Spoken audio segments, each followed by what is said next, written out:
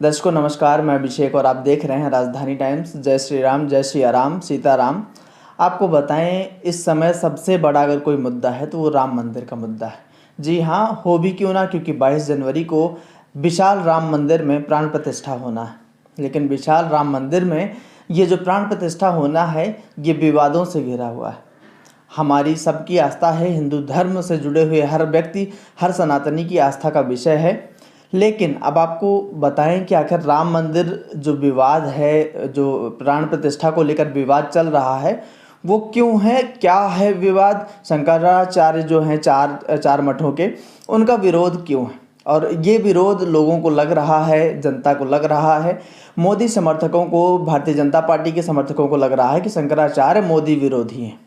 लेकिन ये मोदी विरोधी बात नहीं है दर्शकों। इस बात को आपको भी समझना होगा, हर आम आदमी को समझना होगा, हर सनातनी, हर सनातन धर्म वाले को समझना होगा। समझना इसलिए होगा क्योंकि बात कुछ ऐसी है। जी हाँ दोस्तों, आपको बता दें कि शंकराचार्य जी जो अविमुक्तेश्वरानंद हैं, उन्होंने जो कहा, जो बताया, उसके बारे में हमने रिसर्च की कि क्या उन्होंने सही कहा या नहीं कहा। तो उस पर जो चीज़ें निकल कर आई हैं वो आज हम आपको बताने वाले हैं। पूरा वीडियो अंत तक ज़रूर देखिएगा, एक एक बात स्पष्ट तरीके से हो जाएगी और आपको पता लग जाएगा कि आखिर इस चीज़ का विरोध क्यों हो रहा है और होना चाहिए या नहीं होना चाहिए। इस पर आप खुद भी कमेंट कीजिएगा, क्योंकि देखिए, मोदी भक्ति अलग जगह एक मुकाम में है और राम भक्ति अलग है। कोई राम को, मोदी को आपस में संबंध स्थापित नहीं कर सकता है। वो इंसान है, वो भगवान है, बहुत बड़ी अंतर की बात है। तो अब देखने वाली बात है कि आखिर इस विरोध में क्या क्या वजह हैं। तो चलिए शुरुआत करते हैं। तो दरअसल शंकराचार्य जी का कहना ये है कि जब तक मंदिर पूर्णतया निर्माणाधीन ना रहे, यानी निर्माण हो जाए, निर्मित हो जाए, उसके बाद प्राण प्रतिष्ठा होनी चाहिए।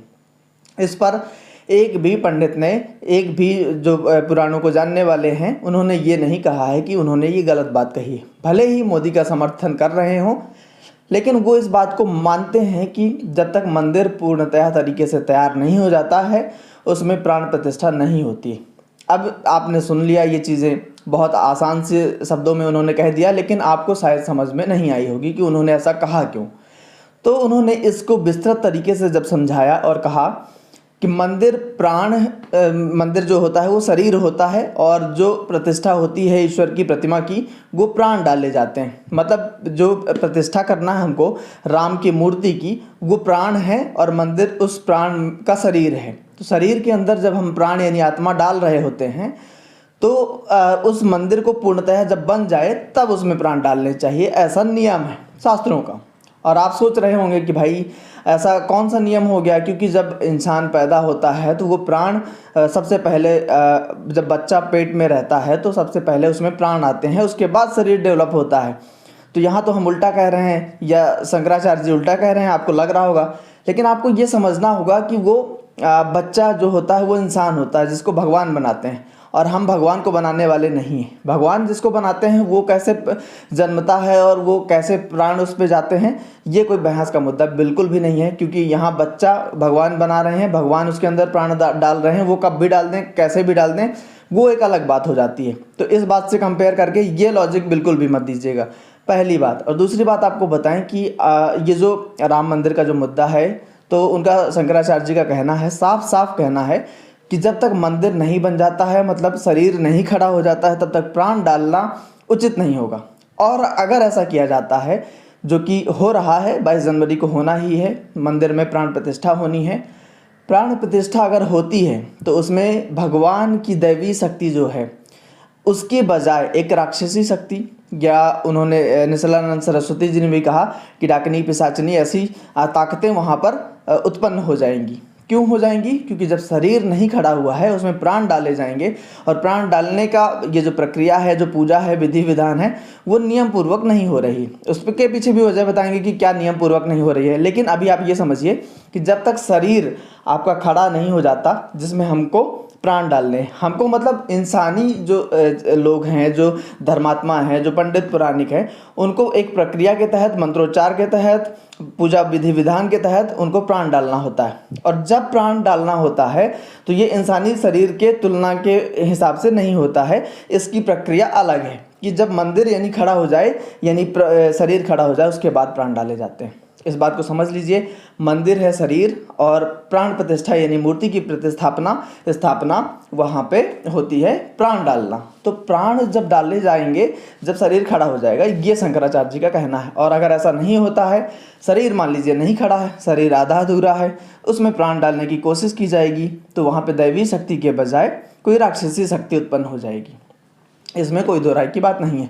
उन्होंने इस बात को साफ साफ कहा है, भविष्य के लिए भी घातक बताया है, क्योंकि उन्होंने ये भी कहा है कि जब मंदिर बन जाएगा उसके बाद लोग दर्शन करने जाएंगे, पूजा पाठ करेंगे, पूजा वहाँ जितनी पूजा अर्चना होती जाएगी तो उसमें भगवान राम की पूजा अर्चना नहीं होते हुए, क्योंकि लोग तो करेंगे राम की पूजा अर्चना, लेकिन उस पूजा अर्चना में उस राक्षसी शक्ति जो वहाँ पे विराजित हो जाएगी, जो प्राण डल गए हैं जो राक्षसी शक्ति के, उसको ताकत मिलेगी। और वो ताकत कभी हावी होकर भविष्य में भारत देश के लिए ही नुकसानदेह हो सकती है। ये बात उन्होंने कही है। ये बात शायद आप समझ गए होंगे, नहीं समझ में आई होगी तो कमेंट के जरिए पूछेगा, हम उसको स्पष्ट करेंगे। लेकिन अब दूसरी बात आती है कि विधि विधान से कैसे नहीं हो रहा है। एक बात तो ये हुई कि आज जब तक शरीर नहीं खड़ा हो रहा है प्राण नहीं डालने चाहिए। उन्होंने तर्क सहित बता दिया कि ऐसा क्यों होता है, शास्त्रों में लिखा गया है, शास्त्रों में लिखी हुई बातें हैं, इसलिए उन्होंने बता दिया है। और वो उनका यह भी कहना था कि अगर हम इस पर धर्म के मामले पर अगर नहीं बोलेंगे तो ये गलत होते हुए हमको देखा नहीं जाएगा, और हम अन्य पंडितों या पुराणिकों की तरह तो नहीं हो सकते हैं। हमको सर्वोच्च पद मिला हुआ है हिंदू और सनातन धर्म का, जिसका हमारा कर्तव्य बनता है कि चाहे कोई भी हो, किसी भी पार्टी का हो, हमसे कोई भी मतलब नहीं है। और हमने भी देखा है, चाहे मनमोहन सिंह की सरकार रही हो, उन्होंने विरोध किया है मनमोहन सिंह की सरकार के कार्यों का, अगर कोई धर्म से लेकर कोई गलत कार्य किए गए हो। चाहे मायावती की सरकार में उन्होंने विरोध किया है, अखिलेश यादव की सरकार में, बहुत सारी ऐसे मुद्दे हैं, उन पे अभी डिस्कस करेंगे तो लंबा वीडियो हो जाएगा। लेकिन आपको अभी जो मुद्दा है उस पर बात करते हैं। तो एक बात आप समझ गए होंगे कि उसमें प्राण प्रतिष्ठा क्यों नहीं करनी है 22 जनवरी को, क्यों मंदिर पूरा नहीं बना। चलिए ठीक है, अब दूसरी बात पर आते हैं कि मंदिर 22 जनवरी को जो प्राण प्रतिष्ठा होनी है उस दिन क्या मुहूर्त है, क्योंकि आप मीडिया में, न्यूज़ में हर जगह देख रहे होंगे कि जो मुहूर्त है काफ़ी विशेष मुहूर्त है, बहुत अच्छा मुहूर्त बनाया गया है, उसके हिसाब से प्राण प्रतिष्ठा होनी है। लेकिन मुहूर्त आखिर होता क्या है, सबसे पहले तो ये जानना होगा आपको। तो मुहूर्त क्या है वो बताते हैं।